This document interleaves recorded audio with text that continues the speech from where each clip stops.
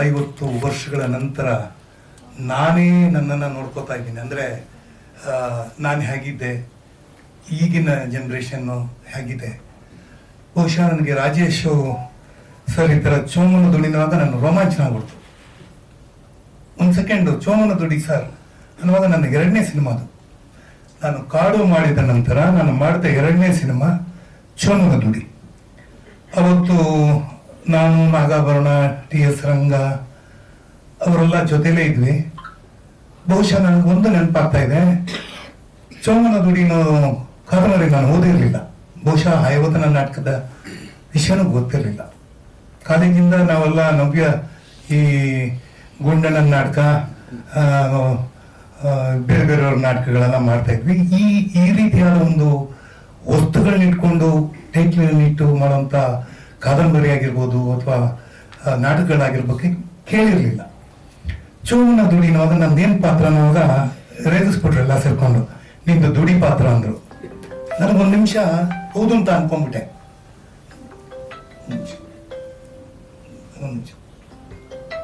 ಮಾಡ್ತೀನಿ, ಒಂದು ಮೀಟಿಂಗಲ್ಲಿ ಮಾಡ್ತೀನಿ.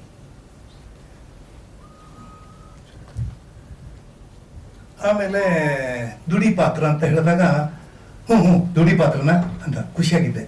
ನನಗೆ ಗೊತ್ತಿಲ್ಲ ಚೋಮನ ದುಡಿ ಅಂದರೆ ನನ್ನ ಚೋಮನ ಮಗನೋ ಚೋಮನ ಚಿಕ್ಕಪ್ಪನ ಏನೋ ಇರುತ್ತೆ ಅಂತ ಅನ್ಕೊಂಡ್ಬಿಟ್ಟೆ. ಆಮೇಲೆ ಗೊತ್ತಾಯ್ತು ದುಡಿಯಿಂದಂದ್ರೆ ಒಂದು ವಾದ್ಯ.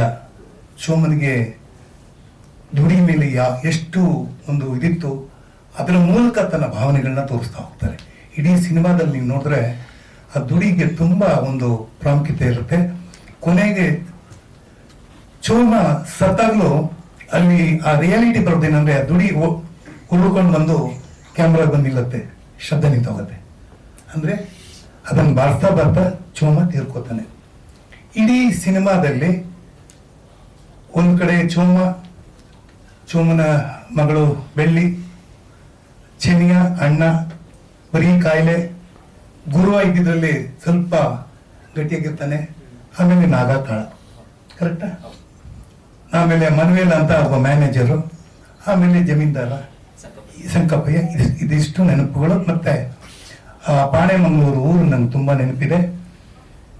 ಅಲ್ಲಿ ಈ ನಾವು ಕಾಡಲ್ಲೆಲ್ಲ ಓಡಾಡುವಾಗ ಜಿಗಣೆ ಹತ್ತಿದ್ದು, ರಕ್ತ ಬಂದಿದ್ದೆಲ್ಲ ಗೊತ್ತಿದೆ. ಅವತ್ತಿನ ಕಾಲಕ್ಕೆ ದುಡ್ಡು ಕಮ್ಮಿ, ಬ್ಲಡ್ಡು ಕಮ್ಮಿ. ಜಿಗಣೆ ಕಚ್ಚಿದೆ ಅಷ್ಟೇ ಚೋಮನ ದುಡಿನಲ್ಲಿ, ಅಷ್ಟೇ ಬ್ಲಡ್ಡು. ಬಹುಶಃ ಈ ತಂಡಕ್ಕೆ ದುಡ್ಡು ಜಾಸ್ತಿ ಇದೆ, ಬ್ಲಡ್ಡು ಜಾಸ್ತಿ ಇದೆ. ಇಲ್ಲ ಅದು ಬೇಕು ಅಂದ್ರೆ ಬೇಕು ಬೇಡ ಅನ್ನೋದು ಆಡಿಯನ್ಸ್ ಬಿಟ್ಬಿಡೋಣ. ಮುಖ್ಯವಾಗಿ ಒಂದು ವೇಳೆ ಅಲ್ಲಿ ನ್ಯಾಯ ಸಿಕ್ಕಿದ್ದು ಏನು ಅನ್ನೋದು ಗೊತ್ತಿಲ್ಲ. ಯಾಕೆಂದ್ರೆ ಅವನು ಕ್ರಿಶ್ಚಿಯನ್ ಆಗಿ ಹೋಗ್ಬಿಡ್ತಾನೆ. ಯಾರು ಗುರುವ ಕ್ರಿಶ್ಚಿಯನ್ ಆಗಿ ಹೋದ್ಮೇಲೆ ಚೋಮ ಮಗನಾದ್ರು ನೋಡ್ಕೊಂಡು ಬರೋಣ ಅಂತ ಹೋದಾಗಲೇ ಪಂಜುರ್ಲಿ ಬರೋದು, ಅಂದ್ರೆ ದೈವ ಬರೋದು. ಇದು ನಂಬಿಕೆ. ಈ ನಂಬಿಕೆ ಇವತ್ತಿಗೂ ಆ ಭಾಗದಲ್ಲಿದೆ. ಅಂದ್ರೆ ಆ ದೈವ ಅನ್ನೋದು ಅಷ್ಟು ಪವರ್ಫುಲ್ ಅಲ್ಲಿ. ನನ್ಗನ್ಸತ್ತೆ ನಾಗನ್ನ ಕಾಳನ ನೀನು ಕರೆಕ್ಟ್ ಆಗಿದೆ ನೋಡಿ ಟೈಟ್ಲು. ಕಾಳಂಗೆ ಬದುಕಿದಾನ ಅವನು, ಬೆಳ್ಳಿ ಬದುಕಿದ್ದಾಳೆ. ಒಂದ್ ವೇಳೆ ಅವರ ಮನಸ್ಥಿತಿ ನನಗೆ ಗೇಣಿನೆಲ್ಲ ಈ ರೀತಿಯಾಗಿ ಹೋರಾಟ ಮಾಡಿದ್ರೆ ಅವ್ರನ್ನ ಬಹಳ ಚೆನ್ನಾಗಿ ಹೇಳಿದ್ರು. ಒಂದು ಸ್ವಾತಂತ್ರ್ಯ ಬಂದಿದ್ದು ಮಂದಗಾಮಿಯೂ ಉಗ್ರಗಾಮಿಯಾಗಿಂತ ತೀವ್ರಗಾಮಿಯಾಗಿ ಇಲ್ಲ ಬಿಡಿ. ಈಗ ಪ್ರಶ್ನೆಗಳು ಪಾಪ ನಮ್ಮ ಸ್ನೇಹಿತರು ಕೇಳಿದ್ರು, ಯಾಕಂದ್ರೆ ಅವರಲ್ಲಿ ಉಂಟಾಗುವ ಒಂದು ಇದು ಇವತ್ತಿನ ಮನಸ್ಥಿತಿಗೆ ಹೇಗಿದೆಯೋ ಆ ರೀತಿ ನೀವು ಸಿನಿಮಾ ಮಾಡಿದೀರ ಅಂತ ನಾನು ಅನ್ಕೊಂಡಿದ್ದೀನಿ. ಬಹುಶಃ ಇವತ್ತು ಕಮಲ್ ಹಾಸನ್ ಸಿನಿಮಾ ಮಾಡ್ತಾ ಇದ್ದಾರೆ. ಅವರು ಬಂದಂತ ಸಂದರ್ಭದಲ್ಲಿ, ನಾವು ಬಂದಂತ ಸಿನಿಮಾದಲ್ಲಿ ಅವಾಗ ಬರೀ ಲವ್, ಆಮೇಲೆ ಫ್ಯಾಮಿಲಿ ಡ್ರಾಮಾ ಅಂತೆಲ್ಲ ಬರ್ತಾ ಇತ್ತು. ಈಗ ನ್ಯೂಕ್ಲಿಯಸ್ ಬೇರೆ ತರ ಆಗ್ಬಿಟ್ಟಿದೆ, ಏಕಾಂಗಿ ಹೋರಾಟ. ಬಹುಶಃ ಅದು ಕಿಚ್ಚದು, ಅದೊಂಥರ ಕಿಚ್ಚು. ನಾವು ಇವಾಗ ದಾರಿನಲ್ಲಿ ಬರ್ತಾ ಇದ್ದಾಗ ನನಗೆ ಅಬ್ಸರ್ವ್ ಮಾಡ್ತಾ ಬಂದೆ, ಸ್ವಲ್ಪ ಬೇಗ ಹೋಗಿ ಲೇಟ್ ಆಗತ್ತೆ ಅಂತ. ಡ್ರೈವರ್ ಫಾಸ್ಟ್ ಇದ್ದಾನೆ, ಪಕ್ಕದವರೆಲ್ಲ ಬೈತಾ ಇದ್ದಾರೆ, ನೋಡ್ಕೊಂಡು ಸಹ್ಯ ಅಂತ. ಅಂದ್ರೆ ಪ್ರತಿಯೊಬ್ಬರಿಗೂ ತಾಳ್ಮೆನೇ ಹೊರಟೋಗಿದೆ. ಆ ತಾಳ್ಮೆ ಯಾಕೆ ಹೋಗ್ತಾ ಇದೆ ಅಂದ್ರೆ ನಮ್ಗೆ ಸಮಯನೂ ಕಮ್ಮಿ, ದುಡ್ಡು ಕಮ್ಮಿ. ಈಗ ಯಾಕೆ ಸಿನಿಮಾಗಳು ಓಡ್ತಾ ಇಲ್ಲ ಅಂತ ಹೇಳ್ಬೇಕಾದ್ರೆ, ಸಿನಿಮಾಗಳು ಓಡ್ತಾ ಇಲ್ಲ ಅಂತಲ್ಲ, ನೋಡಕ್ಕಾಗ್ತಾ ಇಲ್ಲ ಅಂದ್ರೆ ನಮ್ಗೆ ಸಮಯ ಸಿಗ್ತಾ ಇಲ್ಲ. ಥಿಯೇಟರ್ ಹಾಕಿದ ಸ್ವಲ್ಪ ದಿನಗಳಲ್ಲಿ ತೆಗೆದು ಬಿಡ್ತಾ ಇದ್ದಾರೆ. ಅವರೊಂದು ಒಳ್ಳೆ ಮಾತು ಹೇಳಿದ್ರು ನಮ್ಮ ಸ್ನೇಹಿತರು, ಕನ್ನಡವನ್ನು ಗೆಲ್ಲಿಸ್ಬೇಕು ನಾವು. ಇವತ್ತು ತುಂಬಾ ಮುಖ್ಯ ಇರೋದು ಕನ್ನಡಕ್ಕೆ ಯಾವತ್ತು ಸೋಲಿದಂಗೆ ಮಾಡ್ಬೇಕಾಗುತ್ತೆ. ಆ ನಿಟ್ಟಿನಲ್ಲಿ ಅವ್ರು ಹೇಳಿದ್ದನ್ನ ನಾನು ಹೋಗ್ತೀನಿ. ಅಂದ್ರೆ ನಮ್ಗೆ ಗೊತ್ತಿಲ್ಲ ಅಂತ ಅನ್ನೋಕ್ಕೋಸ್ಕರ ಅವ್ರಿಗೆಲ್ಲ ಗೊತ್ತಾಗತ್ತೆ ಅಂತ ಹೇಳಿ ಮಾಡೋದಕ್ಕೂ ಮುಂಚೆನೆ ನಮಗ್ ಗೊತ್ತಿದೆ, ನೀವು ಗೊತ್ತುಪಡಿಸ್ಕೊಳ್ಳಿ, ನೀವು ಯಾವ ನೆಲದಲ್ಲಿ ಇದ್ದೀರಾ, ಆ ನೆಲದ ಸೊಗಡೇನು, ನೆಲದ ಒಂದು ಗುಣ ಏನು. ಯಾಕೆಂದ್ರೆ ಬಹುಶಃ ಇದೊಂದು ಕಾದಂಬರಿ ಚೋಮನದುಡಿ ಜ್ಞಾನಪೀಠ ಪ್ರಶಸ್ತಿ ಪಡೆದಂತ ನಮ್ಮ ಶಿವರಾಮ್ ಕಾರಂತರ ಕೃತಿ. ಈ ಸಿನಿಮಾ ಮಾಡಿದ ಮೇಲೆ, ಇದನ್ನ ಸಿನಿಮಾ ಮಾಡಿದವರು ಉಡುಪಿಯ ಇವರೇ ಮಾಡಿದ್ದು, ಬಿ ಕಾರಂತ, ಅವರ ಡೈರೆಕ್ಟ್ರು ಕಾಟ್ಪಾಡಿನೇ ಅಂತ ಪ್ರಜಾ ಪಿಕ್ಚರ್ಸ್, ಪ್ರಜಾ ಪಿಕ್ಚರ್ಸ್.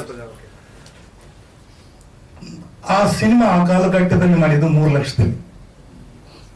ಬಹುಶಃ 3 ಲಕ್ಷದಲ್ಲಿ ಅಂತ ಸಿನಿಮಾ ಮಾಡಿ ಒಂದು ರಾಜ್ಯ ಪ್ರಶಸ್ತಿ, ರಾಷ್ಟ್ರ ಪ್ರಶಸ್ತಿ, ಅದು ಕಾರಂತರ ಮಾಡಿದ ಒಂದು ಅದ್ಭುತವಾದ ಒಂದು ಎರಡೂ ಕಾರಂತರನ್ನ ನೆನಪಿಸ್ಕೋಬೇಕಾಗುತ್ತೆ. ಒಂದು ವಾಸುದೇವರಾವ್, ಆಮೇಲೆ ಬರ್ತೀನಿ ವಿಷಯ. ಬಿ ಕಾರಂತರಿಗೆ ಸಿನಿಮಾದ ಅನುಭವ ಕಮ್ಮಿ ಇತ್ತು. ಅವರು ಕಾರ್ನಾಟಕ ಜೊತೆ ವಂಶವೃಕ್ಷ ಮಾಡಿದ್ರು. ಆಮೇಲೆ ಕಾಡನ್ನ ಇವರು ಮಾಡ್ತಾರೆ, ಯಾರು ಮಾಡ್ತಾರೆ, ಗಿರೀಶ್ ಮಾಡ್ತಾರೆ. ಅದು ನನ್ನ ಮೊದಲನೇ ಸಿನಿಮಾ. ಎರಡನೇ ಸಿನಿಮಾ ಕಾರಂತರ ಮಾತ್ರ ಮಾಡ್ತಾರೆ, ಅದು ಚೋಮನದುಡಿ. ಮೂರನೇ ಸಿನಿಮಾ ಇಬ್ರು ಸೇರಿ ಮಾಡ್ತಾರೆ, ತಬಲಿನ. ಅಲ್ಲಿ ಕಾರಂತರು ಇದ್ದಾರೆ, ಗಿರೀಶ್ ಇದ್ದಾರೆ. ಯಾಕೆ ಹೇಳ್ತೀನಿ ಅಂದ್ರೆ, ಇದು ಈ ಟೆಕ್ನಿಕ್ ಏನು ಸ್ಟಾರ್ಟ್ ಕಟ್ ಅಥವಾ ಕ್ಯಾಮರಾ ಆನ್ ಅನ್ನೋದೆಲ್ಲ ಪಾಪ ನಮ್ಮ ಬೇರೆ ಕಾರಂತ ಗೊತ್ತಿಲ್ಲ. ನಾಟಕದಲ್ಲಿ ಮಾಡು ಅಂತ ಹೇಳ್ತಾರಲ್ಲ, ಹಂಗೆ ಮಾಡು. Girish Kasaravalli sir start camera ಹೇಳ್ಬೇಕು ಸರ್, ಹೌದಾ ನೀವು ಹೇಳಿ. ಅವ್ರು ಹೇಳಿದ್ಮೇಲೆ ಕಟ್ ಅಂತ ಸಾಕು ಇಲ್ಲ ಸರ್ ಕಟ್ಟು ಸರ್ ಅಂದ್ರೆ, ಏನು ಗೊತ್ತಿಲ್ಲದೆ ಇರೋರು ಕೂಡ ಒಳ್ಳೆ ಸಿನಿಮಾ ಮಾಡ್ತಾರೆ. ಅಲ್ಲಿ ಬೇಕಾಗಿರೋ ನಟನೆ ಮತ್ತು ಭಾವನೆ ತುಂಬಾ ಚೆನ್ನಾಗಿ ಮಾಡಿದ್ರು. ಬಹುಶಃ ಇಷ್ಟೆಲ್ಲ ಮಾಡಿ ಆ ಸಿನಿಮಾ ತಗೊಂಡೋಗಿ ತೋರಿಸಿದಾಗ ಶಿವರಾಮ್ ಕಾರಂತ್ರೆ ಸಿನಿಮಾ ಸುಮಾರಾಗಿದೆ, ಚೆನ್ನಾಗಿಲ್ಲ ಅಂದ್ಬಿಟ್ರು. ಯಾಕೆಂದ್ರೆ ಪ್ರತಿಯೊಬ್ಬ ಕೃತಿ ಬರೆಯೋರ್ಗೂ ಅವರ ಕಲ್ಪನೆನೇ ಬೇರೆ, ಸಿನಿಮಾದ ಸಮಯನೇ ಬೇರೆ. ಸಿನಿಮಾದಲ್ಲಿ ಯಾವುದೇ ಕಾದಂಬರಿಕಾರ ಹೆಂಗೆ ಬರೆದ್ರು ಕೂಡ ಅದನ್ನ 2 ಗಂಟೆ ಕಾಲದಲ್ಲಿ ಒಂದು ಮಾಡಬೇಕಾದ್ರೆ ಅದಕ್ಕೆ ಬೇಕಾದ ಸಾಮರ್ಥ್ಯ ಕೇವಲ ನಿರ್ದೇಶಕನಿಗೆ, ಸ್ಕ್ರೀನ್ ಪ್ಲೇ ರೈಟರ್ ಮಾತ್ರ ಇರುತ್ತೆ. ಇದನ್ನ ನೋಡಿ ಮಾಡ್ಬೇಕಾಗತ್ತೆ. ಸೊ ಆ ಕಾಲದಲ್ಲಿ ಮಂದಗಾಮಿಯಾಗಿ ನಾವು ಮಾಡಿದ್ವಿ. ನೀವು ಇವಾಗ ತೀವ್ರಗಾಮಿಯಾಗಿದ್ದೀರಾ, ಕಾಳ ತೀವ್ರಗಾಮಿಯಾಗಿದ್ದಾರೆ. ಈ ಯಂಗ್ಸ್ಟರ್ಸ್ ಒಂದು ಛಲ ಇಟ್ಕೊಂಡು ಮಾಡ್ತಾ ಇದ್ದಾರೆ. ಬಂದ ತಕ್ಷಣ ಅವ್ರಿಗೆ ನಮಗೂ ಒಂಥರ ಅನ್ಸುತ್ತೆ, ನಮ್ಮ ಮಕ್ಕಳು ಇವತ್ತು ಹೇಗಿದ್ದಾರೆ, ನಾವು ಹೇಗಿದ್ವಿ ಅನ್ನೋದು ನೋಡಾಗ ತುಂಬಾ ಕಾಲ ಬದಲಾವಣೆ ಆಗಿದೆ.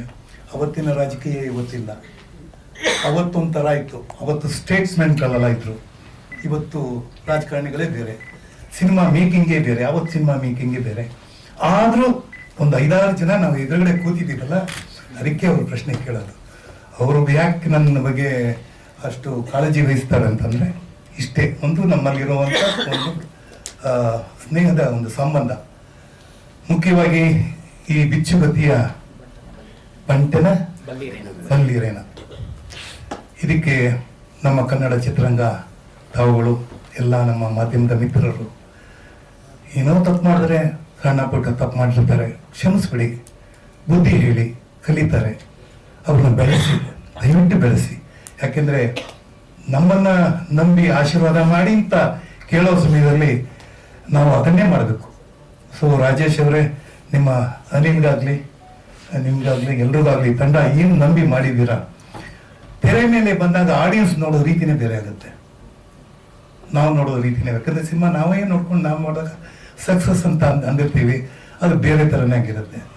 ಸೊ ಈಗಲೂ ನಾನು ಅದನ್ನೇ ಯಾವುದೋ ಒಂದು ಮೊನ್ನೆ ಒಂದು ಇಂಟರ್ವ್ಯೂನಲ್ಲಿ ಹೇಳ್ತಾ ಇದ್ದೆ, ನಿಮಗೆ ಈ ಪಾತ್ರ ಇಷ್ಟ ಆಯ್ತಾ, ನಿಮ್ಗೆ ಆ ಪಾತ್ರ ಇಷ್ಟ ಆಯ್ತಂತ. ಬೇಕರ್ಸ್ ಆರ್ ನಾಟ್ ಚೂಸರ್ಸ್ ಅಂದ್ರೆ ನಮ್ಗೆ ಗೊತ್ತಿಲ್ಲ, ಯಾವ್ದೋ ಪಾತ್ರ ಚೆನ್ನಾಗಿ ಆಗ್ಬಿಡ್ಬೋದು, ಯಾವ್ದೋ ಪಾತ್ರ ಸುಮ್ಮನೆ ಹೋಗ್ಬಿಡ್ಬೋದು.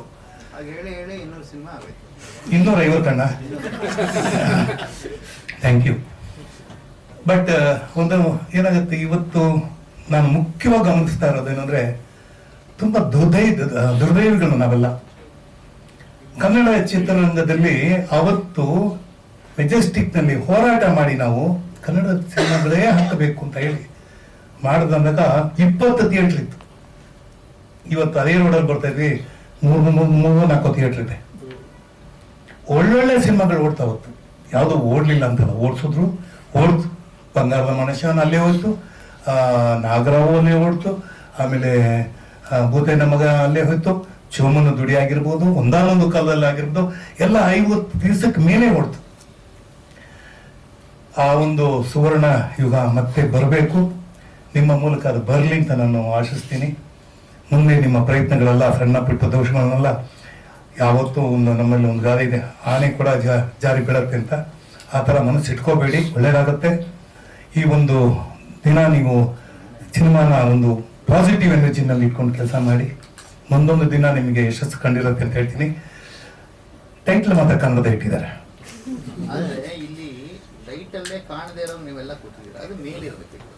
ಅದು ಟೆಕ್ನಿಕಲ್ ಆಗಿ ಏನಾಗುತ್ತೆ ಅಣ್ಣ, ವಾಸಣ್ಣ ಇವ್ರು ಇನ್ನೂ ಕಿಂಡರ್ ಗಾರ್ಟನ್ ಅಲ್ಲಿ ಇದಾರೆ, ಡಿಗ್ರಿ ಮಾಡಬೇಕು.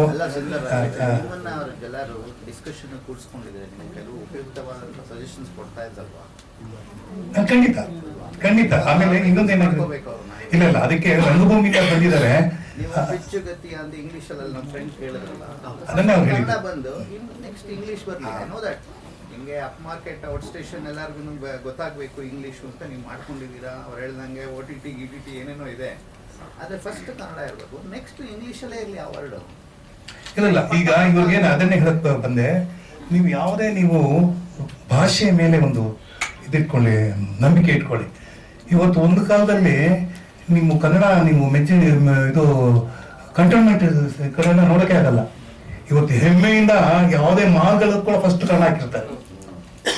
ಗಾಡಿಯೋ ಇನ್ನೊಂದು ಯಾವ್ದೋ ಅಂಗಡಿ, ಇದು ಅಂಗಡಿ, ಹೋಟೆಲ್ ಹೆಸರು ಇಲ್ಲ ಹೋರಾಟ ಮಾಡ್ದ ಅಲ್ಲದೆ ಹೋರಾಟಗಾರರು ಎಂತೆಂತ ಹೋರಾಟಗಾರ. ಅದನ್ನ ಯಾಕೆ ಮಾಡುದು ಅಂತಂದ್ರೆ ನಮ್ತನ ಉಳಿಬೇಕು ಅಂತ. ಅಲ್ಲಿವರೆಗೂ ಬೇರೆ ಭಾಷಿಕರೇ ಚೆನ್ನಾಗಿ ಮೆರೆದು ಹೋದವರು. ಅದಕ್ಕೆ ನಾವೆಲ್ಲ ಅಷ್ಟು ಕಾಳಜಿಯಿಂದ ಹೇಳ್ತಾ ಇರೋದು. ಅದನ್ನ ಅವ್ರು ಹೇಳಿದಾಗೆ ಆ ಕೆಲಸವನ್ನು ಮಾಡಿ. ಮುಖ್ಯವಾಗಿ ನನಗೆ ಏನು ಅಂತಂದ್ರೆ, ಚೋಮನ ದುಡಿ ಅಂತ ನೀವು ಆಯ್ಕೆ ಮಾಡ್ಕೊಂಡ್ರಲ್ಲ, ಬೇರೆ ಎಲ್ಲೂ ಕೂಡ ಕ್ರಾಂತಿ ಮಾಡಕ್ ಸಾಧ್ಯ ಇರಲಿಲ್ವಾ? ನಾನು ಸುಮ್ಮನೆ ಕೇಳ್ತಾ ಇದ್ದೀನಿ. ಯಾಕಂದ್ರೆ ಮನೆ ರಿಷಬ್ ಶೆಟ್ಟಿ ಅವ್ರು ಕೇಳಿದ್ರು, ಅಣ್ಣ ನಾನು ಒಂದಾನೊಂದು ಕಾಲದಲ್ಲಿ ಮತ್ತೆ ರೀಮೇಕ್ ಮಾಡಬಹುದಾ ಅಂತ ಕೇಳಿದ್ರು. ಅಲ್ಲಿ ಎಲ್ಲ ಸತ್ತೋಗ್ಬಿಟ್ಟಿದ್ದೀವಿ. ನೀವು ಆ ಸಿನಿಮಾ ನೋಡಿದ್ರೆ ಎಲ್ಲರೂ ಸತ್ತೋಗಿದ್ದಾರೆ. ಯಾರು ಉಳ್ಕೊಂಡಿದ್ದಾರೆ ಹೇಳಿ? ಇಲ್ಲ, ಸುಂದರ್ ಕೃಷ್ಣ ಅರಸ್ ಆಕ್ಟ್ ಮಾಡಿದ್ರೆ ಸತ್ತೋಗ್ಬಿಡ್ತೀನಲ್ಲ ಅಲ್ಲಿ. ಶಂಕರ್ನಾಗ್ ಹೋಗ್ತಾರೆ, ಕಥೆನೇ ಹೇಳ್ತಿದ್ದೀನಿ. ಅಂದ್ರೆ ರೀಮೇಕ್ ಮಾಡ್ಬೇಕಾದ್ರೆ ಇವರು ಕಾಳ ಉಳ್ಕೊಂಡಿದ್ದಾರೆ, ಅಲ್ಲಿ ಬೆಳ್ಳಿ ಉಳ್ಕೊಂಡಿದ್ದಾರೆ ಅಂತ ಸಿನಿಮಾ ಮಾಡಿದ್ರು. ಇಬ್ರು ಇಲ್ಲ ಅಂದ್ರೆ ಸಿನಿಮಾ ಆಗ್ತಾ ಇರ್ಲಿಲ್ಲ ಅಲ್ವಾ? Point is that. ಉಳಿದಾಗ ಏನಾಗತ್ತೆ ಅನ್ನೋದೇ ಇವತ್ತಿನ ಪ್ರಶ್ನೆ.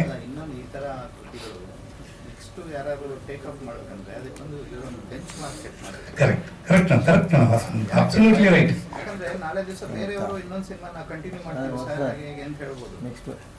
ಇಲ್ಲ ಅದು ನಾವು ಅಣ್ಣ ವಾಸಣ ಏನಾಗುತ್ತೆ, ನೀವು ನಿಮ್ಮ ಭಾವನೆಯನ್ನು ಕರೆಕ್ಟು, ಅಣ್ಣನ ಭಾವನೆಯನ್ನು ಕರೆಕ್ಟ್. ಇವತ್ತು ಪಾಪ ಹುಡುಗರು ಮಾಡಿದ್ದಾರೆ, ಮಾಡಕ್ ಮುಂಚೆ ಕೇಳಿದ್ರೆ ನಾವೇ ಹೇಳ್ತೇವೆ ಬೇರೆ ತರ ಅಂತ ಹೇಳ್ತಾ ಇದ್ವಿ. ಮಾಡಿದ್ಮೇಲೆ ಇದು ತಪ್ಪು ಅಂತ ಹೇಳಕ್ಕಾಗಲ್ಲ, ಮಾಡಿದ್ದಾರೆ. ಎನಿವೇ ಕನ್ನಡ ಇಂಡಸ್ಟ್ರಿ ಬಗ್ಗೆ ನನಗೆ ಹೇಳ್ತೀನಿ. ಯಾವತ್ತೋ ಒಂದ್ಸಲಿ ಇವತ್ತು ಇಂಟರ್ವ್ಯೂನಲ್ಲಿ ಹೇಳಿದ್ರು, ನಾನು ತಮಿಳಲ್ಲಿ ಇದ್ರೆ ಏನಾಗ್ತಾ ಇದೆ, ಹಿಂದಿನಲ್ಲಿ ಇದ್ರೆ ಏನಾಗ್ತಾ ಇದೆ, ಏನೂ ಬೇಡ, ಕನ್ನಡದಲ್ಲಿ ಇದ್ದಿದ್ದರಿಂದ ನಾನು ಗಟ್ಟಿ ಕನ್ನಡಿಗ ಆಗಿದ್ದೀನಿ. ನಿಮ್ಮ ಜೊತೆ ಐ ಆಮ್ ವೆರಿ ಪ್ರೌಡ್. ನಾನು ತುಂಬಾ ಹೆಮ್ಮೆಯಿಂದ ಹೇಳ್ತೀನಿ, ನಾವೇನೇ ಸಂಪಾದನೆ ಮಾಡ್ಬೇಕಾದ್ರೆ ನಮ್ಮ ಭಾಷೆ ಮೇಲೆ ಇರಬೇಕು, ನಮ್ಮ ಭಾವನೆ ಮೇಲೆ ಇರಬೇಕು. ಅದಕ್ಕೆ ತುಂಬಾ ಖುಷಿ. ಇವತ್ತು ಸಂಜೆ ರಾಜೇಶ್ ನೀವು ಬನ್ನಿ ಅಂತ ಸ್ವಲ್ಪ ಲೇಟ್ ಆಗಿದ್ರು ಪರವಾಗಿಲ್ಲ, ಲೇಟೆಸ್ಟ್ ಆಗಿದ್ದೀನಿ. Thank you. ಒಳ್ಳೇದಾಗ್ಲಿ ಎಲ್ರಿಗೂ. ಬಿಚ್ಚುಗತ್ತಿಯ ಬಂಟರ ಬಲ್ಲಿರೇನು ಸಿನಿಮಾಗೆ ಒಳ್ಳೇದಾಗ್ಲಿ, ಶುಭವಾಗ್ಲಿ. ನಮಸ್ಕಾರ.